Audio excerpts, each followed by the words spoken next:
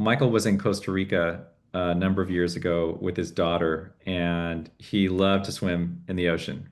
And on this particular day, he drifted out too far, and he could barely see his daughter on the shore. And he found himself caught in a riptide. And soon he was struggling to get back to shore. And he remembers swimming to the side instead of directly back to the shore. That's what you're supposed to do is swim to the side. And excuse me, he was getting tired. He went underwater a few times and gulped a bunch of water, but he thought to himself, if I don't get back in, there are going to be some disappointed people in my life. It's an interesting thought. Um, it's true. And he scanned his mind to see if there were a dream of death, like a prophecy that he was supposed to die that day. And no, he knew that today was not the day for him to die. So he kept swimming. He got more tired, and he decided that no matter how tired his body got, he would keep on going, keep on going. And clearly in need of help, he kept saying to himself, I'm available for help.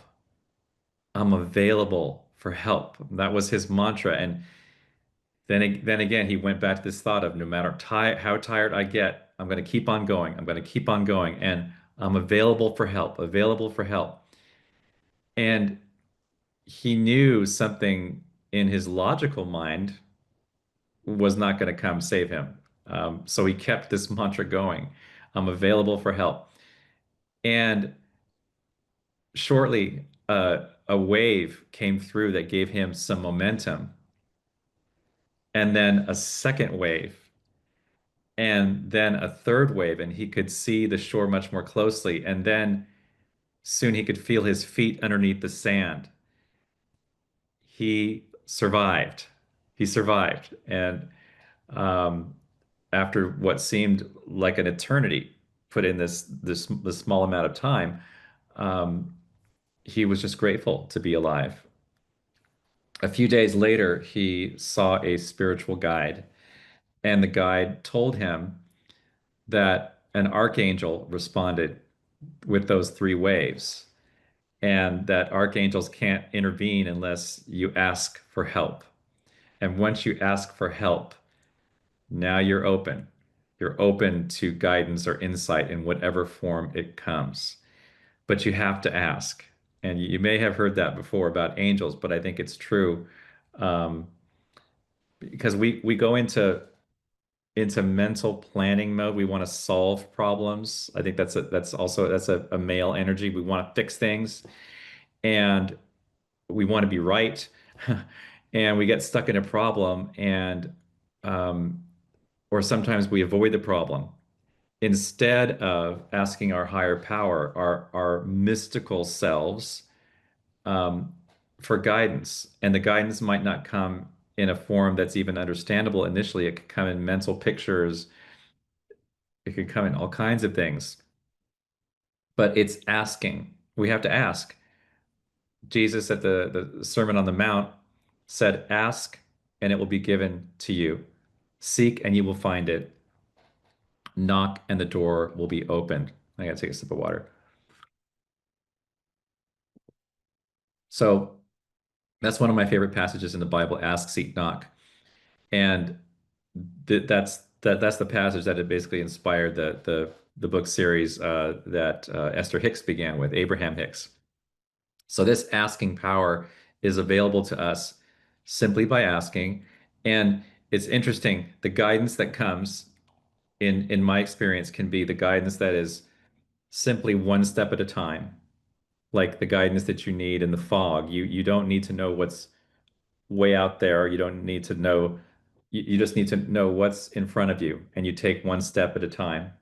There's that guidance, or perhaps it's guidance. My favorite African proverb, I mean, Africa is a large set of countries, but I don't know where it's from, but making a way out of no way. Let there be made a way out of no way. That kind of guidance can come. And that kind of guidance can come, and it doesn't have to jive with reason. It doesn't have to make sense to anybody, but it'll make sense to you when you hear it. So sometimes we feel completely lost. We don't know what direction to go in. This reminds me of a story, this lost and found theme of my friends Kent and Marilyn Pels. I was traveling to Oakland in 2005 to see a concert with them at Oakland Center for Spiritual Living, a New Thought center up there. And that's when Joan Stedman was the senior minister. And Kent was driving, and we got lost in the Oakland Hills, and it was a really dark night, super dark night, and there were no the street signs in that residential areas. They weren't lit up, so we didn't have a navigation system because in 2005, a lot of people didn't have nav systems. They weren't that ubiquitous, and um, they say guys don't like to ask for directions. Well, Kent and I, it's like, and Marilyn was there, and Kent and I got out of the car with flashlights, and we were shining a flashlight onto the street signs so we could see the street signs. That's how dark it was. And it didn't equate, didn't make any sense to us. And we saw over there, over across the street, we saw a garage door open. And Kent said, why don't we ask them to see if they know where Oakland Center for Spiritual Living is? And it's like, oh, okay. So we went over there and asked, and the person said, "Oh, I know where that is. My name is Debbie Thomas. I'm I'm going to that concert because I'm the event manager for tonight. Follow me." And it is so wild that this really happened. How uncanny, how what a grace thing and what a proof that just in asking. I mean, a lot of people would have thought, why would you just ask some random person opening their garage in this residential neighborhood in the pitch black, they know where this church is and that it turns out that she was the person, she was like the best person to guide us there. She was running the show. So we followed her in there, and it was just amazing. So I guess I throw out the question: have you ever been lost while driving or walking? Um, have you been lost in other ways, feeling uncertain about life? These are very uncertain times that we live in, and we've selected our time to be here. So I think that this talk is also very relevant because we need guidance. Guidance is here, but the guidance that is here, mm, the best guidance probably doesn't come from the newspapers, the media companies, the news channels, social media. There's a lot of guidance but you'll also be really scared. But the guidance that we can draw upon, that is the power that we can draw upon, is this guidance that I'm talking about. That's different than that. And when we come to this feeling of being uncertain and being lost, maybe that means a great thing is emerging.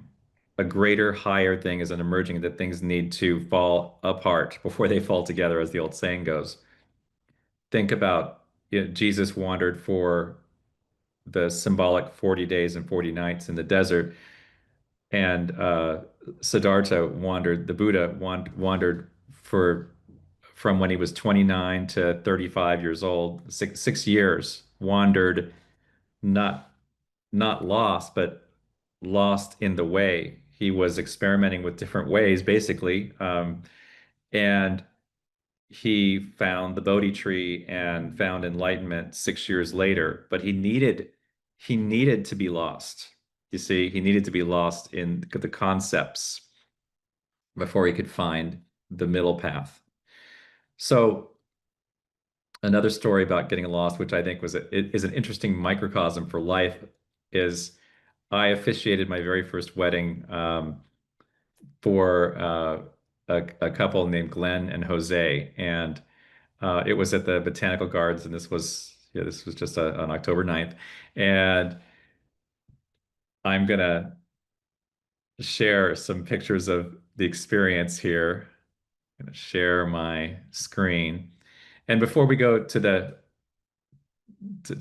pictures, I'll say that when I left the house, I had on really comfortable shoes because I heard that there was going to be a walk from the parking lot to the place in the botanical gardens in San Francisco. But I looked down at my shoes and they were comfortable, but they were really ugly. So I said, I gotta change shoes. So I went back in the house and I changed shoes to the much better looking ones. And I knew they were uncomfortable, but I didn't realize just how uncomfortable they would be until I started to walk my first 200, 300 feet and my heels started to bleed. Really. And that kind of added to the adventure, the intensity of the adventure of my first wedding. You know, I was already nervous enough. So, uh, Glenn, one of the two grooms, gave me this picture. He gave me actually a drawing like it. And my task was to make it here to the Redwood Grove Garden. And there was no parking out here where there was supposed to be parking, but I parked over here at the California Academy of Sciences on the upper right corner of the map. And I started to walk. I started to feel the shoes, the heels, and I was a little bit overwhelmed and hoping to get there right on time. And it turns out, and I'm going to tell you about this, Glenn turned on his navigation. He turned on his navigation so I could find him. So that was great. And the navigation said, go this way. Okay, and you can see what's there. That was what was there that day. The bobcat and a line, and I tried to go over there, and the people said, no, no, no, no, you can't go this way. So I walked all the way back out to the street, not happy about that. And I got into the botanical gardens, and this is kind of the typical view that I saw. I kept on coming to these forks in the road. And these forks in the road, I was looking at my navigation, and the strangest things would happen. I would get guidance from my nav system telling me, or from my phone telling me, keep left, keep left. Glenn's on the left, right? So on the left, right? No, no, on the left, left. So I got closer and closer to the fork in the road, and all of a sudden the guidance would change. It would say, no, he's on the right. And I would think, what is going on? Am I going to get lost here and keep on like backtracking and going around in circles if I go to the right instead of the left? Or is Glenn, why did the guidance change? Is Glenn and Jose, are they like moving things? Are they going back to the parking lot to get stuff? And am I going to end up from where I came? So that was unsettling. So more things happen like this, and you can see that sometimes there was a sign, and that was great when there was a sign, but there often wasn't. But I had the navigation, and I just kept on trusting I'm going to follow to where I see Glenn. And pretty soon in the distance, now this is 20 minutes later, I see an angel. It is Jose, uh, his partner, uh, getting ready to wave people in because he knows people are getting lost out there. And this is another picture of him. Here's the archangel welcoming me in, and I was so relieved to see him. And then I could see other people up ahead of me on the path, and the ground was getting softer. I was forgetting the pain in my heels. And then I could see over across to my left, there was a gathering of people. And when I got there, there was a beautiful clearing. And it was just a wonderful, wonderful ceremony. And things turned out just beautifully. And now I'm not done with the story yet because when I was leaving, I got lost again. And my nav system was wanting to route me through where the bulldozer was, and I knew I couldn't go that way, but I just knew I just kept on having to try to find signs. And there was someone else who was lost. There was this man who couldn't speak English too well, but he was walking off of the path and he had a map in his hand and he was pointing to it, and I knew he was lost. So I just said, follow me, follow me. Now follow me, and I'm lost. There he is. He's behind me. He like kept that distance. He just kept following me. And after a while, the symbolic, he looks like he has a smile on his face, but you can see the map in his hand.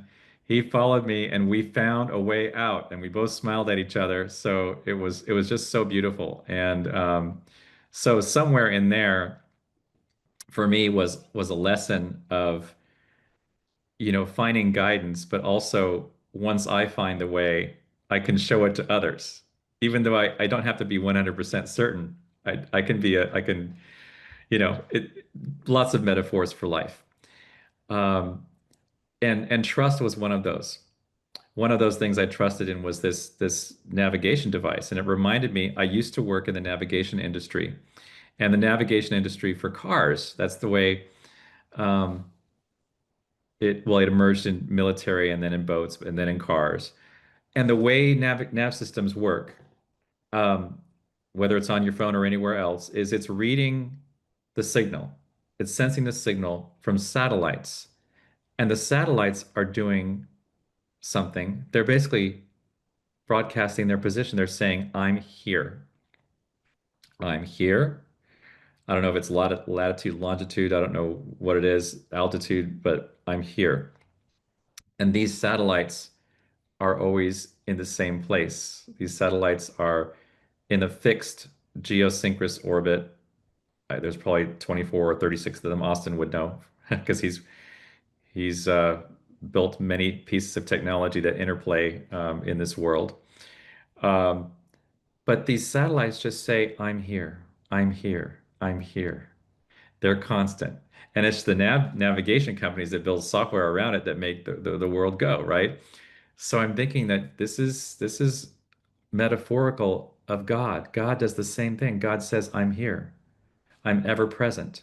And when you forget, I'm just going to transmit another signal. I'm constantly transmitting this radio station that is God, K God, right? Whatever you want to call it. God is transmitting and knowing, helping you know that you're never alone and that we have to just tap into this presence with questions. And one way of asking the question might be an open question. It might be, what is mine to do? It might be, how should I be in this situation to make the highest impact for me, for my loved ones, for the world? How should I be? And I think that when you put these open questions out there into the universe and maybe just sleep on it, that guidance comes. I often do that. You can just say, universe, I don't know how to do this thing and I need your help. What you're doing is you're praying to your mystical self. You're praying to yourself, the divine in you, but it helps to think of it as an outside entity so you can surrender. Um, and, getting lost could mean getting found like never before. But I'm thinking there's another piece of getting lost, and that is surrender. It's not the surrender of giving up, but it's the surrender of letting God be in the driver's seat, letting the God of your understanding be in the director's chair, so you can completely surrender to this mystical wisdom. And it's interesting that through surrender comes your power. It's ironic. It's a paradox. Through giving up power comes your power. Through giving up control and seeking this kind of guidance that is the real guidance comes your power. Through surrender comes your power. And not power, like I said in the past, not power over, but power of, right? We don't want to have power over events and over people. We want power of magnificence. Okay. So um, that is my talk. And I will say, when in doubt, ask questions, ask open questions to the universe. And you might try to do that in this time in the morning. If you wake up in the middle of the night, like 4 or 5 in the morning, I've referenced it before. It's called Brahma Muhurta. and it's a Hindu time, but it's a time when it can be any time that you're half asleep, half awake, like I was last night. Kind of in this twilight phase, and your brain waves are just conducive to and receptive. They're conducive to this. Have a journal next to your bed, and sometimes you don't have to voice the question, and the answer will be there already. And so it is. So I'm gonna spotlight Laura for a song.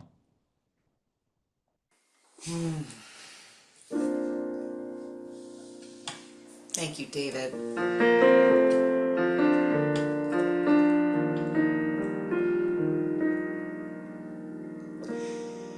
Spirit at the center of it all. Spirit at the center of it all. From beginning to the end, it will always be, it's always been Spirit. Spirit. Spirit at the center of it all. Spirit at the center of it all. From beginning to the end, it will always be, it's always been Spirit. Spirit, nothing else matters. Nothing in this world will do.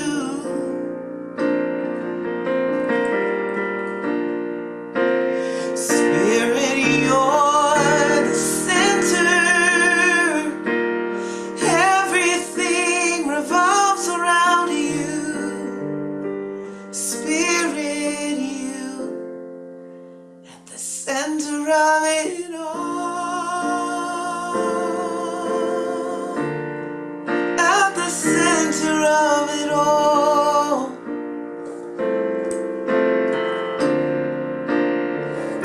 Oh, Spirit at the center of my life.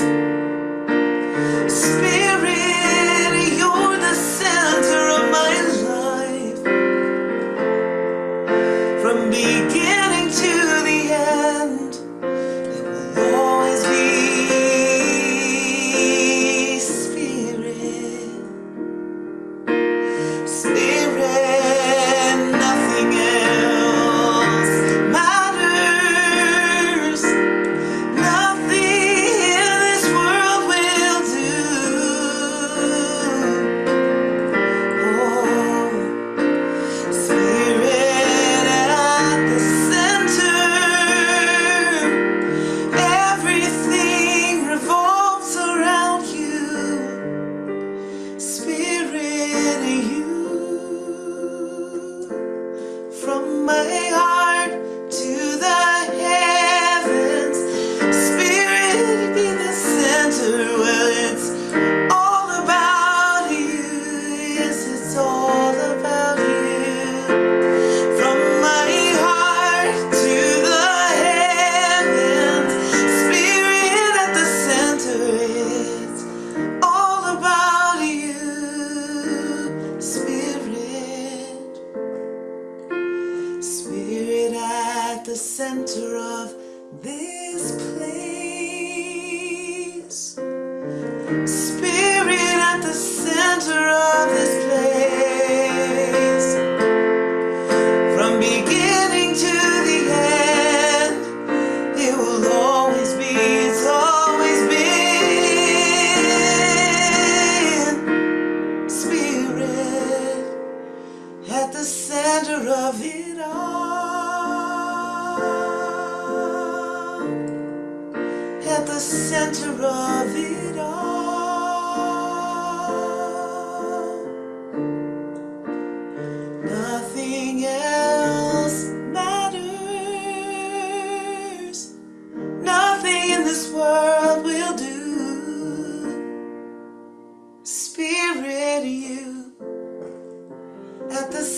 of it all.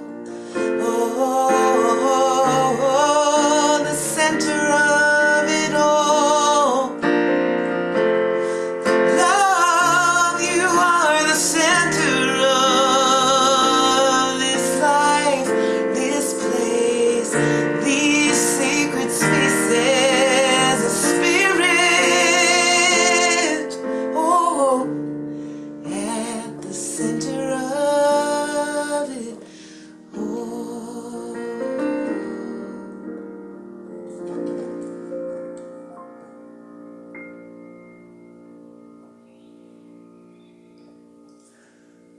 Laura, that was beautiful.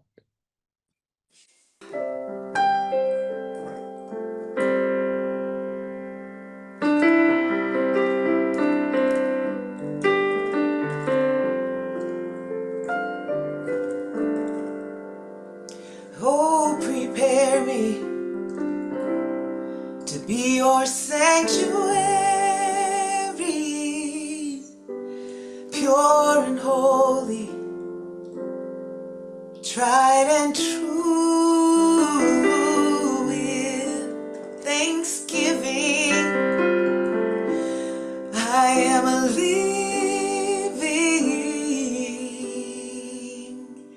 sanctuary for you.